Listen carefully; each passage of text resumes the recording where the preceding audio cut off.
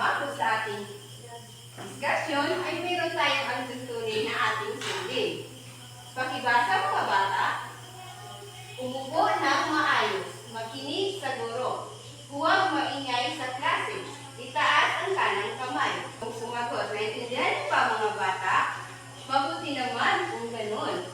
Ngayon mga bata ay meron tayong chance ng pag-uugali. Dito niyo malalaman kung mayroon ba kayong makukuha na puntos. Ito ang unang grupo at ang pangalawang grupo.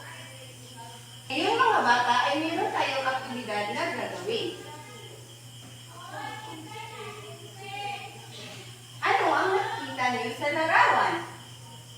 Mabuti naman kung ganon. Ang nakikita niyo sa larawan ay isang tao at ang mga bata na naglalaba.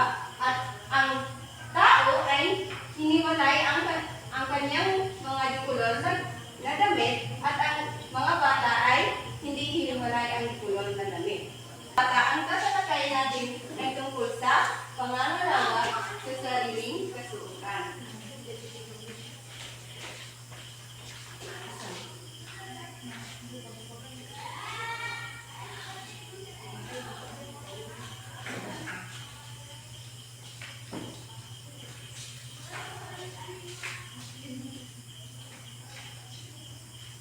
Pakibasa mga bata. At bago yan, meron tayong layunin na dapat natin sundin sa ating klase. Pakibasa mga bata. Sa pamamagitan ng mga gawain, ang mag-aaral ay nasa magagawa ng 75 antas ng kawasuhan. Nakikilala ang mga uri ng kasuotan. Napapangalagaan ang sariling kasuotan. Naisa-isa ang mga pamamaraan ng pagmamanatiling malinis ang kasuotan. Naintindihan niyo ba mga bata? Mga bata, ano ang kasuotan? Magaling! Ang kasuotan ay siyang nagbibigay proteksyon sa ating katawan. Ito ay ginagamit at sinusuot upang isagalang ang katawan mula sa init, ulan at lamig. Ay mga bata ay mayroong mga paraan kung paano natin pangangalagaan ang ating sariling kasuotan. Ano ang paraan? Sino ang makapagbigay kung ano ang paraan o mga paraan kung paano mapapangalagaan ang ating sariling kasuotan? Magbigay ng isa. Magaling! Una, isampay ang damit na hinubad at hayaang hanginan muna ang damit na hinubad bago ilagay sa marumihan upang hindi mabaho o maluom ang amoy. At sino naman ang makapagbigay kung anong paraan pangalagaan ang sariling kasuotan? Magaling! Pangalawa ay paglalagay ng mga damit sa tamang lagayan. Mahalagang mailagay mo ang iyong mga damit sa tamang lagayan at pagbukurin ayon sa uri nito upang madali mong makuha sa oras ng iyong kailangan. At ang pangatlo ay maingat na pag-upo. Tignan ang lugar na upuan at mas mabuti kung ito ay napupunasan mo muna bago upuan para matiyak na ito ay malinis. Sa mga babae, ingatan ang mga pleats at huwag hayaang magsuot kapag umupo. At ang pang-apat ay i-hanger ang damit.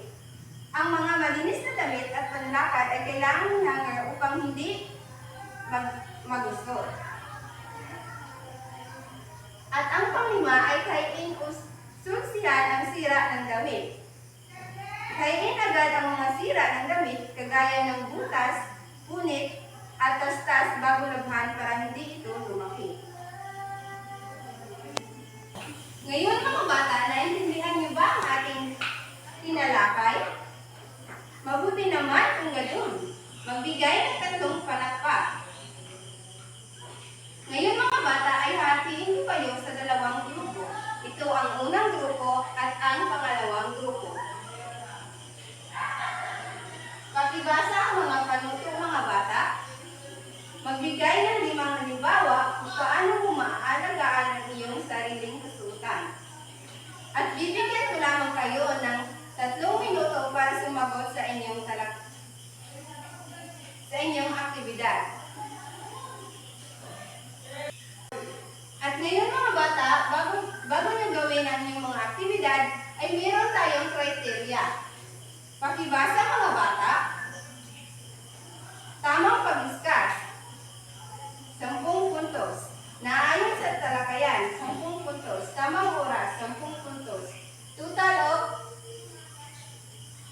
13 puntos.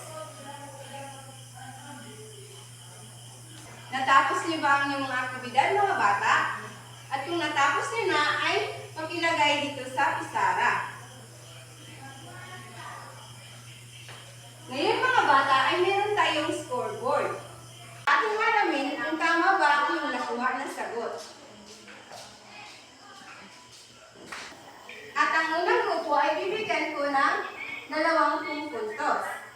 At kayo ay nakakuha ng 20 na puntos. At ang pangalawang at nakakuha din ang pangalawang grupo ng 20 puntos.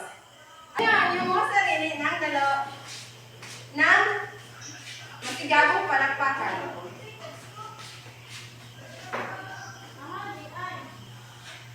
At ngayon, mga bata, ay meron tayong pagsusulit. Kumuha ng 1/4 na papel.